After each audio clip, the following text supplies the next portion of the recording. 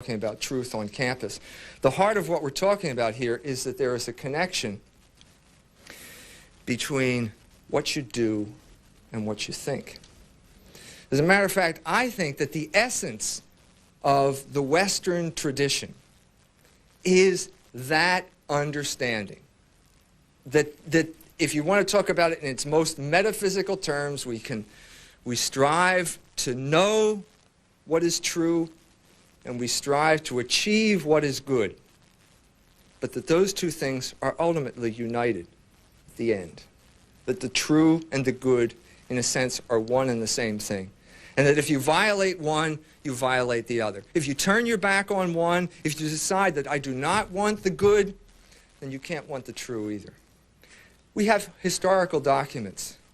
I'm waiting to meet Professor Vassagni for the first time. We've corresponded. An aria in Tristan und Isolde. O sink hernieder, Nacht der Liebe. Sink down, O night of love.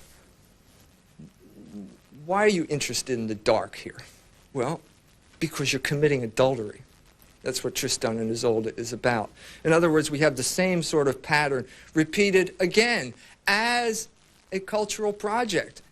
If you don't know how important Tristan and Isolde was for sexual liberation in Germany during the 19th century, Germany and beyond, then you don't understand one of the major facets of cultural revolution. It was so important to Friedrich Nietzsche that he made a sort of permanent commitment to it by getting infected with syphilis and then writing a philosophy based on it. And if you don't know how important Nietzsche is to our academic professors, then you don't understand anything. You should know that. But what we're talking about here is the deliberate extinction. The deliberate extinction of the truth.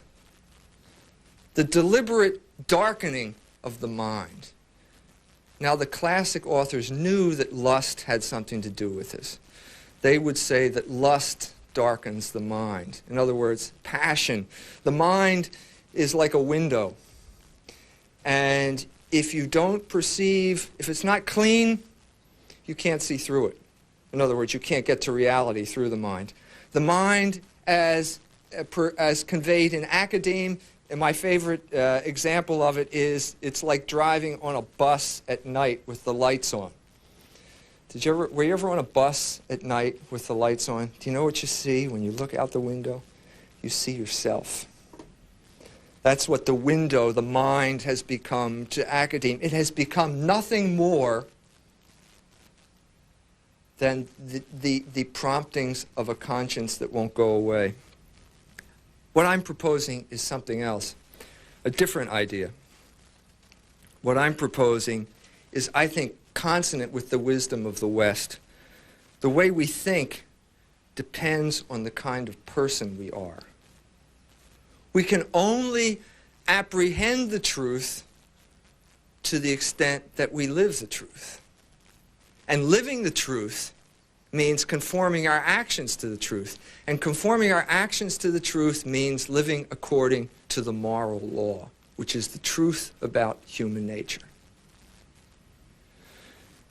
If you choose that option, you have chosen one of the options I described at the beginning. You have taken your desires, we all have desires, and you have subordinated these desires to the moral law. In other words, the truth is the most important thing. What we have in this culture is the exact opposite. We have desire, the omnipotent desire. We have desire without bound. We have desire that becomes the ruler of the truth. We have people, in other words, who are teaching us, who are teaching our children, we're not teaching us anymore, people who are teaching our children who have made the decision that their desire is the most important thing in the world. Now, how do you deal with people like that?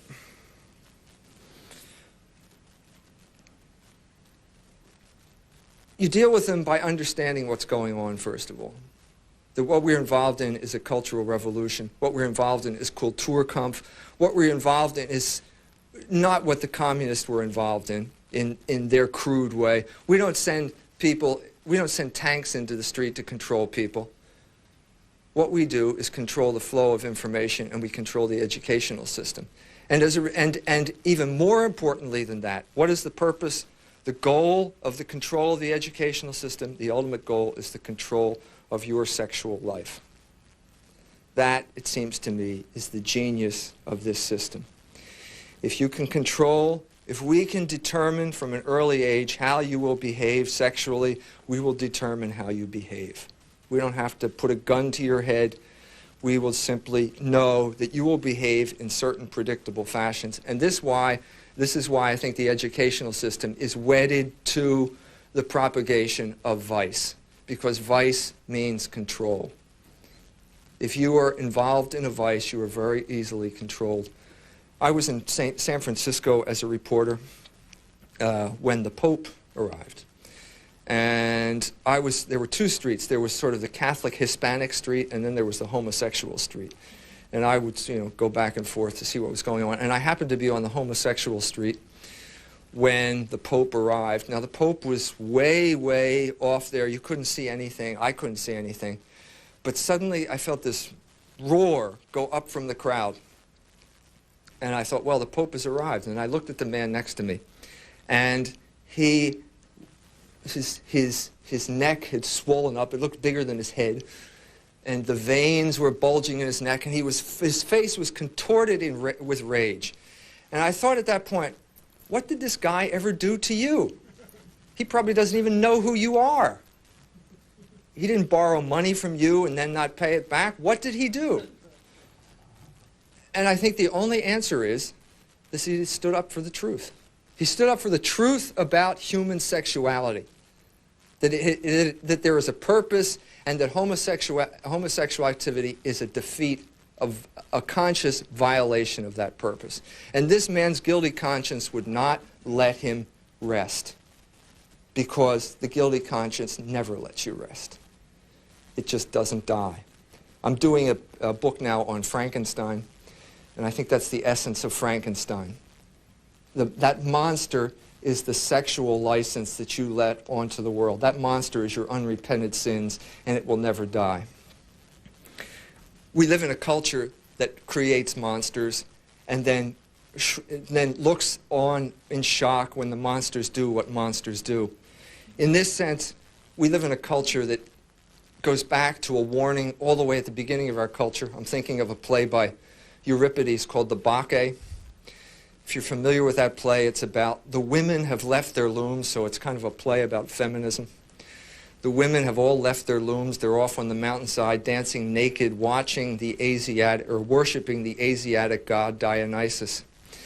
And Pentheus, who is an intelligent man, is the king of Thebes. He realizes that this is not a private issue when women take off their clothes and dance on the mountain.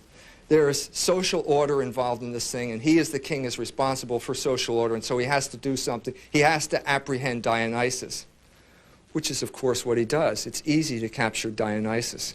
He brings him into his throne room, and Dionysus says, "Your armies have no power over me," and the king kind of smirks. And then Dionysus shows the king why his armies have no power. He says to him, "Would you like to see the women dancing naked on the mountainside?" In other words, he appeals to the king's prurient interest. And the king, as a matter of fact, would like to see the women dancing naked on the mountainside. And so Dionysus says, "Well, I'll take you there, but you've got to do one thing. You have to put on a dress." So the king puts on a dress, and he marches through the town and sort of ruins his authority by walking around like this. The gender studies people would have a field day with this one. Goes up to the mountain, and Dionysus points to a tree and says, "If you climb that tree, you'll get a better view." So Pentheus climbs the tree, and at this point, this reminded me of a scene at Harvard when Adam was there, and the women were shouting yes is yes and no is no. I thought the Corybantic feminists were coming to get me. But Pentheus climbs the tree, the women see him, and then they rush over, and they bring him down, and they tear him limb from limb. In the final scene of the play, Pentheus's grandfather is standing there, and he says to this woman, "What do you see?" Now, the woman is sitting there with Pentheus's head in her lap. The woman happens to be Pentheus's mother. But she's still under this kind of feminist Dionysian intoxication. She says, it's a trophy, it's a lion's head, it's something great. And her father says, look again. And then the intoxication starts to wear off. And she looks down and she realizes it's the head of her son. And she says, great line, he says, what do you see? And she says, I see horror. I see suffering. I see grief. That's what we see right now. That's what academia is all about right now. But on the other side of the coin, there is the sense that maybe the intoxication is wearing off. As Jeff Satinover talked about, there are plenty of people out there who know that it's not liberation, that there's only one form of liberation for a rational animal, and that is living according to the tenets of reason. That's our hope. That's the hope for this conference, and that's the hope for this organization. Thanks very much.